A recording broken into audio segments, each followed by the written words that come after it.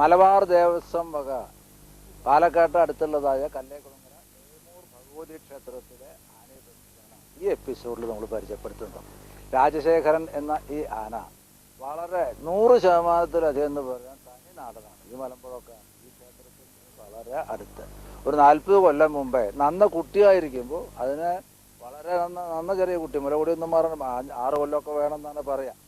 ആ പ്രായത്തിൽ തന്നെ ഇവിടെ കിട്ടി, വേറെ ആനയും കൂടി കിട്ടിയിട്ടുണ്ട്. അതിനെ കൊണ്ടുവന്ന് ഇപ്പോൾ 40 കൊല്ലം കഴിഞ്ഞു.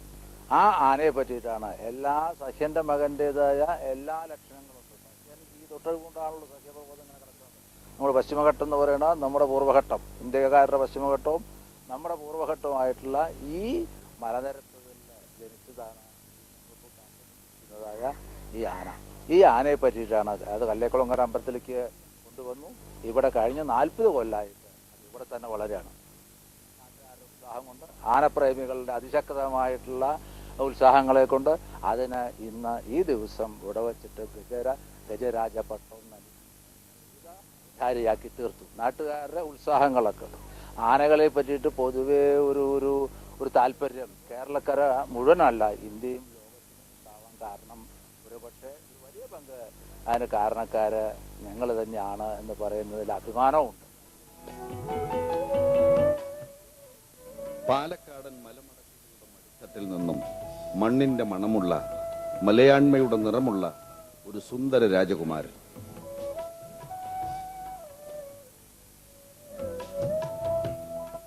ഉയരത്തേക്കാളേറെ ലക്ഷണത്തെളിവിന്റെ അനുപമ തേജസ്സുമായി ആനപ്രേമികളുടെ ഇടനെഞ്ചിൽ ഇടം പിടിക്കുന്ന മാരിവിൽ ഗോപുരം. ഇവൻ കല്ലേക്കുളങ്ങര രാജശേഖരൻ. കണ്ടാൽ ആരും കുറ്റം പറയില്ലാത്ത, കുറ്റം പറയാൻ പഴുതുകൾ ഏതും നൽകാത്ത അഴകിയ തിരുമകൻ.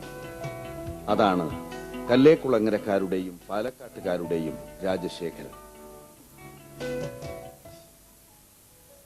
തുമ്പിക്കൈയും കൊമ്പും ചന്തമാർന്ന ചെവികളും തുടിച്ചു നിൽക്കുന്ന വായുകുംഭവും അങ്ങനെ എല്ലാം ചേർന്ന് രാജശേഖരൻ ആനയെ മുന്നരങ്ങിന്റെ സൂര്യ തേജസ്സാക്കി മാറ്റുന്നു.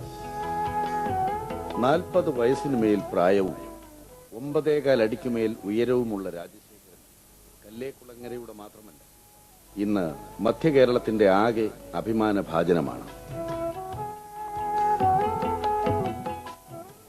പാലക്കാടൻ കാറ്റിന്റെ തീപ്പൊരിയും കൽപ്പാത്തി രഥോത്സവത്തിന്റെ സുന്ദര ദൃശ്യാനുഭൂതിയും ഒന്നിച്ചാവാഹിച്ച് മലമ്പുഴക്കാട്ടിൽ നിന്നും തമിഴ് പാട്ടും തമിഴ് പേച്ചും പാലക്കാടൻ സംസ്കൃതിയിലേക്ക് കടന്നു വന്ന കല്ലേക്കുളങ്ങര രാജശേഖരൻ മലബാർ ദേവസ്വം ബോർഡിന് കീഴിലുള്ള കല്ലേക്കുളങ്ങര ഹേമാംബിക ദേവസ്വം സ്വന്തവും കല്ലേക്കുളങ്ങര നിവാസികളുടെ മാനസപുത്രനുമാണ്.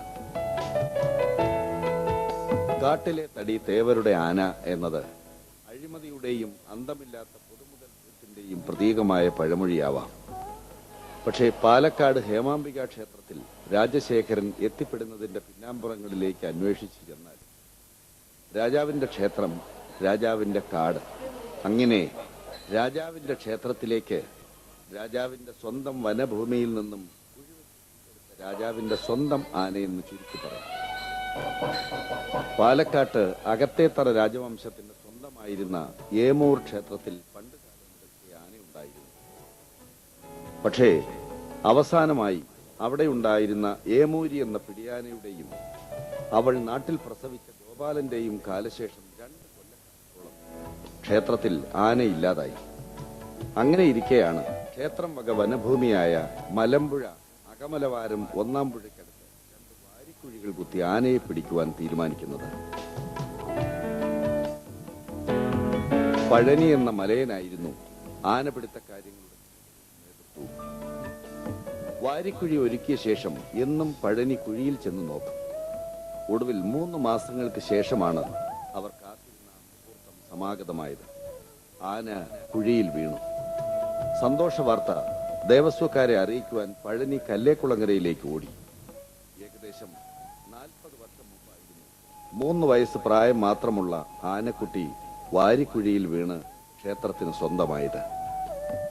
ആന കുഴിയിൽ വീണ സന്തോഷ വാർത്തയാണ് ആളും ആരവവും ആനപിടുത്തത്തിനുള്ള സർവ്വസന്നാഹങ്ങളുമായി നാട്ടുകാർ അകമലവാരത്തേക്ക് നീങ്ങി. കുഴിയിൽ വീണ പലരെയും കരയ്ക്കെത്തിച്ച് തഴക്കവും പഴക്കവും സിദ്ധിച്ച കുറുമാലി എന്ന പിടിയാനയായിരുന്നു പടനായിക. ഇപ്പൊ ഇങ്ങനെ ആന വീഴുന്നെന്ന് പറഞ്ഞ് നമ്മൾ ചെന്ന് കാണുന്നൊരു കാണുമ്പോൾ അവസ്ഥ എന്തായിരുന്നു?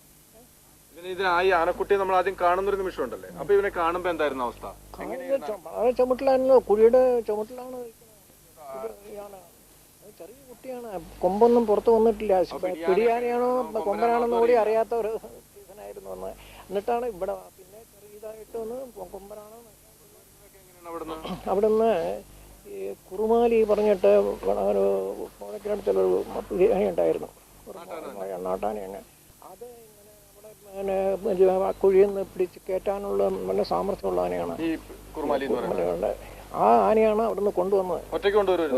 കുഴിമ കൊണ്ടുവന്നിട്ട് അത് പിടിച്ച് കയറ്റി ഇത്ര പ്രാവശ്യം ഇവരൊക്കെ കയറും, പിന്നെ എന്നിട്ട് അതിനെ കയറ്റി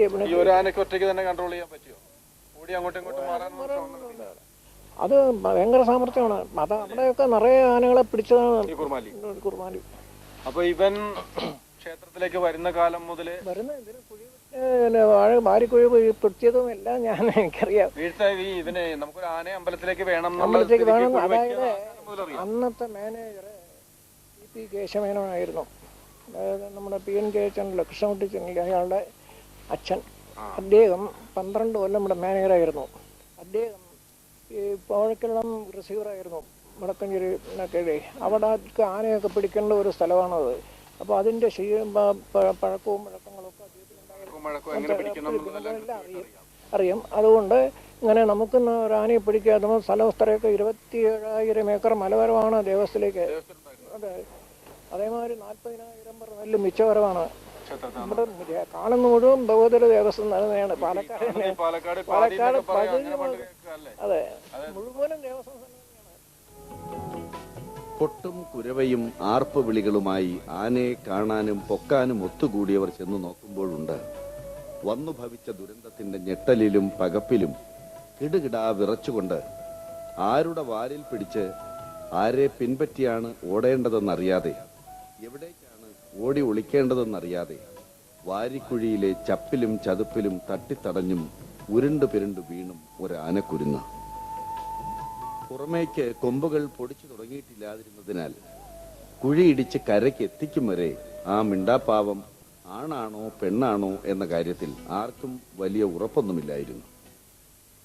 പക്ഷേ കുഴിയിൽ കിടന്നുകൊണ്ടുള്ള ആ ഇത്തിരി കുരുന്നിന്റെ മരണവെപ്രാളങ്ങൾക്കും അലച്ചുതല്ലി കരച്ചിലുകൾക്കും സാക്ഷ്യം വഹിച്ചവർക്ക് അത് ആണോ പെണ്ണോ എന്നതൊന്നും ആയിരുന്നില്ല പ്രശ്നം. മറിച്ച് വലിയ തട്ടുമുട്ടും ഒടിവ് ചതവുകളും ഇല്ലാതെ എങ്ങനെയെങ്കിലും അതിന് ഉയരോടെ ഒന്ന് അമ്പലം വരെ എത്തിച്ചു കിട്ടിയാൽ മതിയെന്ന ഒറ്റ പ്രാർത്ഥനയേ ഉണ്ടായിരുന്നുള്ളൂ. തന്റെ കഴുത്തിൽ വീണ കയറുകുടുക്കിന്റെ ഒരറ്റത്ത് നിർദ്ദയം കടിച്ചു പിടിച്ച് മുന്നോട്ട് വലിച്ചുകൊണ്ടുപോകുന്ന കുറുമാലി ആനയെ കണ്ടപ്പോൾ പറഞ്ഞുകേട്ട പുരാണ കഥകളിലെ കൊച്ചു ശ്രീകൃഷ്ണനെ ചതിച്ചു കൊല്ലാൻ വന്ന പൂതനയുടെ പുനരവതാരം തന്നെ ഈ ദുഷ്ട എന്നാണ് അവൻ ആദ്യം തോന്നിയിട്ടുണ്ടാവുക. എങ്കിലും പ്രതിഷേധത്തിന്റെയും പിടിവലി പ്രതിരോധങ്ങളുടെയും ആക്കം കുറഞ്ഞു തുടങ്ങിയ നേരത്ത് ഉള്ളിലൂറിയ കയ്പും വെറുപ്പും ഇത്തിരി നേരത്തേക്കെങ്കിലും ഒതുക്കി പിടിച്ചുകൊണ്ട് അവൻ കുറുമാലി അമ്മായിയോട് ഒരുപക്ഷെ ഇങ്ങനെ ചോദിച്ചു കാണണം: അമ്മച്ചി, നിങ്ങൾ ഒരു ആനയല്ലേ? എന്റെ അമ്മയെ പോലെ നിങ്ങൾ ഒരു പെണ്ണല്ലേ? എന്നിട്ടും ഈ കൊടുംചതിക്ക് കൂട്ടുനിൽക്കാൻ നിങ്ങൾക്ക് എങ്ങനെ മനസ്സ് വരുന്നു? എന്നെ എങ്ങോട്ടായി കെട്ടിവലിച്ചുകൊണ്ട് പോകുന്നത്? എന്നെ എന്തിനാ ഇങ്ങനെ വലിച്ചടയ്ക്കുന്നത്? കൊല്ലാനോ അതോ തിന്നാനോ? അതെങ്കിലും ഒന്ന് അറിഞ്ഞാൽ മതി എനിക്ക്. അതെങ്കിലും ഒന്ന് പറയ. ഉണ്ണിക്കിടാവിന്റെ കൊച്ചുവായിൽ നിന്നും ബഹിർഗമിച്ച ആ തീക്കാറ്റിന്റെ ചൂടിൽ ഒരു മാത്ര കുറുമാലി ഒന്ന് തിരിഞ്ഞു നിന്നിട്ടുണ്ടാവും.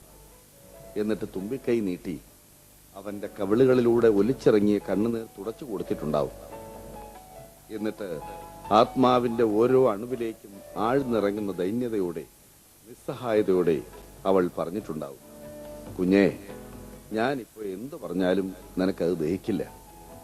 അല്ലെങ്കിൽ ഇപ്പോൾ ഒന്നും നിന്റെ തലയിൽ കയറില്ല. എനിക്കത് നന്നായി മനസ്സിലാവും. കാരണം ഒരിക്കൽ നിന്നെപ്പോലെ ഈ കയറുകുടുക്കിനുള്ളിൽ എന്റെ തലയും ഉണ്ടായിരുന്നു.